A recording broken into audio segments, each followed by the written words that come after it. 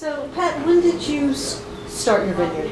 We started in 1978. We moved here in 1978. The vineyard was already started by somebody else, but they only had put 14 acres in the ground and ran out of money and little sticks. That's what we bought. Were you a vintner before you moved here? Not at all. Did you know what you're getting yourself into? Not at all. We had no idea. So what were you thinking? Well, we were thinking we wanted to make a real serious life change. We had new little babies. Two couples together. We wanted to be able to share the work and share the child rearing, and we had all found in our respective previous careers that the world wasn't ready for that yet, and so we had to start our own world. So that's why we came here. Why Oregon? Well, Oregon because, have to step back a little bit. Why wine first? Because we actually thought about being potters on Orcas Island first. Good thing we didn't go there. But wine because we were all interested in wine in a kind of an academic and consumer way, and because we pursued that avenue, and when we started looking for land to plant wine grapes, California was absolutely out of the question for people with a very small amount of capital, and especially here you could buy good vineyard land, but nobody knew it was good vineyard land. So at that time, people didn't have any idea what they were sitting on, the farmers. It was neglected, rejected, ready to turn it into a trailer park land until people realized its potential for viticulture. And that was still the discovery days when we came here. All right, so you sort of came into this blind. A little blind. We had read an article in the New Yorker about the people on Long Island, starts with an H. Oh my goodness, I can't remember their name. They're so well known. That's the old memory going. No. Oh, never mind. It's a very well-known Long Island winery, and their history was the subject of one of those long, in-depth stories in the New Yorker in about 1975 or 76. And we were reading that and thinking, my husband and I, this sounds just like us. They were an academic couple. They knew nothing about farming at all, and they started this winery on Long Island and had quite a success with it. And we thought, well, if they can do it, we can do it. Ignorance is always good for a beginning. Well, then you've obviously seen a lot of changes. Yes. What were some of the most interesting evolutions that you've been through? After we came here? Well, let's see, what's the most interesting evolution since we came here? I mean, for my husband and me, we were the viticulture side of the partnership, and my brother-in-law and sister-in-law were more the winemaking side of the partnership. So from our perspective, it was all about farming. It was all about horticulture. It was all about being outside all the time. And so I had no clue at the time that I would ever end up in sales. My father was a salesman. And I thought, if there's one thing in the world I'll never do, it's that. So that's one of those evolutions. Pat turning from a farmer to a salesperson. But the changes in viticulture in Oregon have been fascinating. And also the beginning to learn about what it means to really be farmers and stewards of the land and not just growers of a crop. For me, that's been the single most significant evolution. That's personal. I'm not sure that applies to the whole wine industry, although it's beginning to. Because we came in as outsiders in Oregon agriculture. We didn't have any connection with Oregon agriculture or with any kind of agriculture. And we didn't understand about how farming the land relates to land stewardship when we started. And now we're beginning to understand it. Where does the water come from? Where does the soil go when it drifts downhill? What happens to the soil after your crop has been eating up the nutrients for all these years? And how does that relate to what's going on in all the pieces of land around you? And what other crops are being grown around you? All of that, we've begun to really understand ourselves in a much bigger context than we did when we first came here, farming-wise. But that's not what you wanted me to talk about. No, absolutely. That was it. Okay. Why Pinot Noir? Pinot Noir because we're in Oregon. When we first started drinking wine and getting interested in it, we were drinking Bordeaux in the early 70s because this was when we were still teaching college. because you could get, it's what everybody knew, it's these little wine clubs we were part of, they were all focused on Bordeaux. It was after we went to UC Davis, took the crash course, decided we were going to go to Oregon, that we started thinking about Pinot Noir because of the climate here. If you're going to grow grapes in Oregon, Pinot Noir is the first choice. Well, so obviously in Oregon, you just take a grapevine, stick it in the ground, and boom. Done. That's right. That's what we did. We came up here to Erath Vineyard. We took cuttings off his vines and stuck them in the ground. And then we watered them for a while. Yeah, that was it. It was not that hard to get started. The four of us just went out every morning, and we started by laying out the vineyard. First we had to clear the old trees off, put these beaded wires along the ground, you know, yelled from one end to the other, "Can you see me?" Yes. Plant the little vines. It really was remarkably easy to do that. Is it still easy? Yeah, it's somebody else is out there doing the planting, and I'm in there on the telephone trying to sell the wine. It's a totally different life right now. But we all worked in the vineyard. We didn't have a winery until '84. So we grew grapes, we sold our grapes. All four of us, highly trained academics, were out there counting buds and counting leaves and getting dirty, and thought that was just fabulous. Well, okay, so now you're trying to sell Pinot Noir to the world. What sort of challenges are you facing? Well, the first challenge, I will give you a little chronology on that, because when we first started making wine in 1984, the first vintage we had was the worst vintage Oregon ever had. So that wasn't easy to begin with. And we made a lot of pink wine. It was Pinot Noir Blanc, you know, Pinot Black, White. We made a lot of that for a while, sold it real cheap, and then we started making, with the better vintages that came along after that, we started making real Pinot Noir, and had no idea how we were going to sell it. I think it was the last thing that occurred to us, or frankly for most people that got started here early on, how are you going to sell it? It's like you make it and somebody buys it.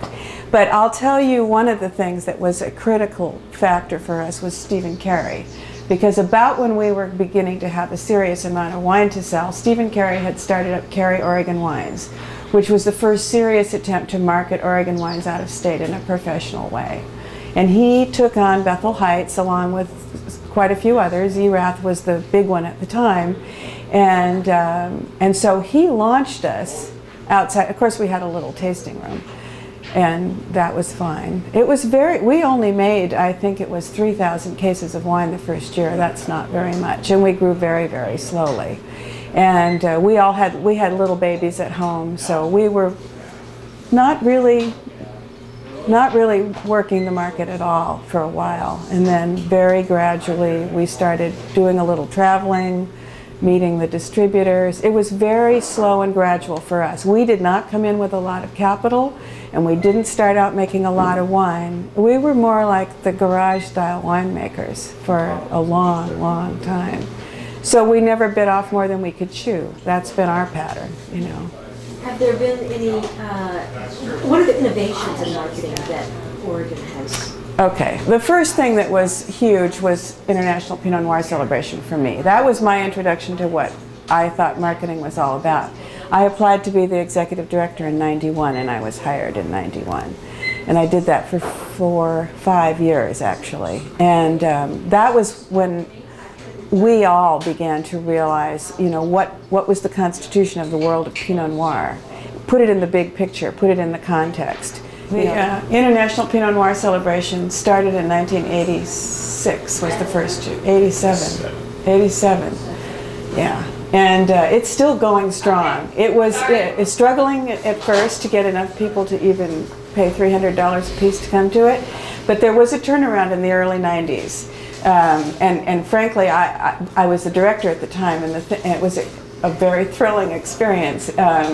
Frank Pryle, who wrote this column for the New York Times for a long, long time, the wine column, friend of Dick Erath. Dick Erath finally persuaded him to come to the International Pinot Noir Celebration. And he came and had such a wonderful time and had this experience of Oregon that was like nothing else he'd ever experienced in any other part of the wine industry worldwide. And he wrote about it from that point of view, the atmosphere of the of the community and of the event, the sort of casual but serious, and the community sharing. And he wrote an article that appeared the day after he went back to New York after the International Pinot Noir Celebration. It appeared, I didn't even realize it. This was a little two-person office at the time. You know, we had a fax machine, and I was only working part-time, so I came to work after taking 2 days off after the event was over. And the article had appeared in the meantime, and I didn't even know that. The fax machine had run out of fax paper. There were faxes all over the floor, people wanting to register for the event next year, a whole year away. I mean, it was all we could do to sort through all these faxes and respond to these people. It was like an overnight hit. And that was really the beginning of us realizing what it was, well, from my perspective, and I'm sure other people have different of these hallelujah experiences, but it was beginning to realize what it was that we have here that's so different and special from what they have anywhere else, which I had no idea. I mean, I wasn't part of anybody else's wine industry before this. I actually hardly even knew what Pinot Noir was before I came to Oregon. But it became very clear that we had something special, and it just had to do with the fact that we were sort of ordinary, everyday people without a lot of money and without a lot of professional experience, and with a whole new region where we had to learn everything from scratch. The first thing Dick Eras said to us when we came up here and asked him about maybe we should buy this land in Oregon, he said the first thing you want to do is forget everything you just learned at UC Davis and start over and start talking to your neighbors and find out what really works here. I mean, we were inventing the whole thing from scratch, from nothing. And we were doing it collectively, and the reason we were moving so fast forward in the course of so few decades was because there's this real willingness to share experience here. There's just no holding back. Anything you learn, you want to share with your neighbor, you want to compare notes, and it's not like this is some virtue that we have here that's so unique. It's that it's just enough sense to realize that that's how you learn things, and there's no reason not to do it that way, and it's been so successful that success plays on success. And it's just rolled, it's a big snowball that keeps rolling. And it's been really interesting to watch in the later stages of this, the way newcomers coming in now with maybe from California, with some wine industry background, which most of us didn't have at the beginning, and with money. And there was some fear at first that these kinds of new people, new money, etc., were going to change the character of the industry. But the character of the industry, I think, ends up changing those people. It more brings them in, and pretty soon they start. I mean, I love to see these Californians turn into Oregonians. It's just a kick to watch them. It doesn't even take that long. And I think we have sort of an infectious disease that turns out to be very unstoppable here. I think. We'll see. But so far. Well, have there been any particular innovations that have come out of the IPNC? Well, let's see, innovations. Again, my experience is very limited. I have to confess this. I've never been to anything like a big wine festival in another place to know. Okay, I believe that it's. I think the essential innovation was, if it is an innovation, maybe it's just the essential style that we developed for doing all kinds of things. I think the IPNC was the sort of Steamboat really first, and then the IPNC. This sort of doing collective things and doing it as volunteers. It's spun off a lot of other things since then. Pinot Camp is the obvious spin-off. But there have been other things in the meantime. The Oregon Wine Marketing Coalition, which was again a group of Oregon wineries taking the story on the road, doing tastings out of state. But all the planning and executing and all the inventing of messages and the style of presentation was again all by the owners, principals of the wineries themselves. And then there have been many, many spin-offs in the way of informal collaborations that people do now. Just little groups form and reform to do special event here, special event there, respond to a distributor's request. If there's 5 Oregon wineries with one distributor, they want to do an event together. People have learned a model of working together through the IPNC and then through Oregon Pinot Camp here that is infinitely exportable. It's like just a little model that works on almost any scale, for a big event, for a little event. So whenever we think about doing anything in the way of a marketing experience in Oregon. I think we always think about doing it as a collective. People generally don't think about, I'm going to do this, I'm going to do that. It's like, we're going to do this or we're going to do that. And Pinot Camp is just one of the latest incarnations of this. And it's turned out to be, again, greatly successful, somewhat for reasons that at first we didn't really appreciate. But when people come and experience the Oregon experience, what they take away from them is this sense that we have a community of people here that really learn from each other and continue to learn from each other. Learning from our guests as well. People who come in to go to these events, we listen to them too. We incorporate what they say. We're always able to absorb and adapt and incorporate and make use of everything we learn along the way. And again, I still think that the key ingredient is what was learned early on, that if we stick to it together, do it together, we can make it all move much quicker and more efficiently and more successfully. People are always, the first thing they mention when they leave Pinot Camp, the second thing they mention is the quality of the wines is fantastic. And they had no idea what a diversity there was and how wonderful it was. But the first thing they mention is, what an amazing experience to find all of these winemakers able to talk collectively together, address the group of all these important retailers and restaurateurs from around the country, and not get into an ego trip. And they comment on it all the time.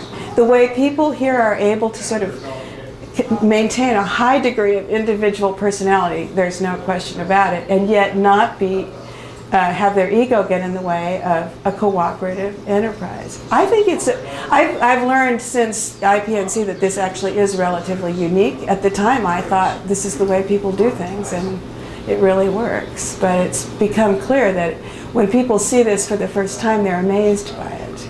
It's astonishing. Pat, what do you see as some of the marketing challenges for the future?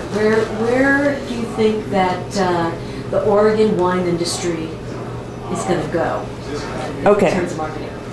Well, continuing on its path, which is where we started, I think that the people that came here were driven by other things than trying to figure out what's going to sell best. It's never been question number one in anybody's mind, what's going to sell best. It's always been, what's going to be the best thing we can do here? What is the best we can do, and how can we keep making it better? It's been very quality driven. It's been driven by people who are often almost ludicrously indifferent to the profitability of what they're doing. But you have to stay in business. And part of, as I said a while ago, part of what's been great about some of these events that bring people to Oregon to talk to us, to learn what we're doing, but also to tell us what they think of what we're doing, is we're continually moving forward in time, and things change. There was a long period of time, which I'm beginning to think is coming to an end, in the 90s, where we started moving away from just making a Pinot Noir at our winery, and I think this is true of other people too. We had our Pinot Noir, Bethel Heights, Erath, whatever, and started making different Pinot Noirs based on a beginning of realizing that there were distinctive personalities. We've had a long, real heyday in the 90s with our industry moving forward really rapidly in terms of marketing possibilities, because people were flush with money, and the market was open to everything and anything, and we had a chance to experiment with what was becoming really the focus of so many winemakers' projects, was single vineyard wines, learning about the individual characteristics of our land here, the places where the grapes were planted, the vines were. By the time of the 90s, a lot of vines were 15 to 20 years old in Oregon, that was a benchmark, because in Europe you don't even consider yourselves eligible for an appellation until your vines are 15 years old. In Burgundy, that's true. So we got to a point in the 90s where there were enough old vines in Oregon that you could really begin to get a sense of what a mature Pinot Noir vineyard would give you, which is an amazing experience, because you begin to realize how different the Pinot Noirs are that are grown, even within this small area of the Willamette Valley, which is not a huge region, but within it to find all, and we've learned this at our own vineyard, which is only 50 acres. We have blocks of Pinot Noir, which you would never think in planting them would be any different from each other. But because they're planted in a slightly different microclimate with slightly different soil depths, they produce a wine that's so different, has wonderful personalities. These were things that we were discovering as our vines grew up, like as our children were growing up at the same time. Personalities, unique characteristics, and this was very thrilling for everybody. And it was a marvelous thing that for the customers, it was also thrilling. That was what was amazing about it, is that when people started making these single vineyard block designated wines, the audience was out there just ready to eat it up and pay anything for it, because it was like really getting to know a whole new region from the ground up. Okay, so within Bethel Heights Vineyard, my vineyard, we have flat block and southeast block. They're right next to each other, same clone. Everything about them is the same vine age. But the people that were buying our grapes were making different wines from them. And they were specifying, I want this row, or I want this section. I mean, what an eye-opener that was. And then, David Alesheim was the first one to do this, made a vineyard-designated wine from a Bethel Heights flat block. And we thought he was out of his mind. Who would pay extra for something so obscure as that? And yet, it created a great sensation. And everybody said, well, why aren't you doing that? It was sort of the beginning for us of this eye-opening experience that what is fascinating to us in the cellar, the difference between this barrel and that barrel, is fascinating to the customer. And they love the individuality and the personality and the distinctiveness, just like they like to come here and find out that we're all so different from each other as people. The wines are also different from each other. We had a decade of that, I think, here that was very exhilarating. I think it's coming to an end. I mean, we've had a bit of a recession. People don't have as much money anymore. And it's also true that I think the public has grown as we have grown. Okay, we've learned our ingredients. We've seen all these wonderful things. Now put it all together and give us the next generation of Oregon Pinot Noirs.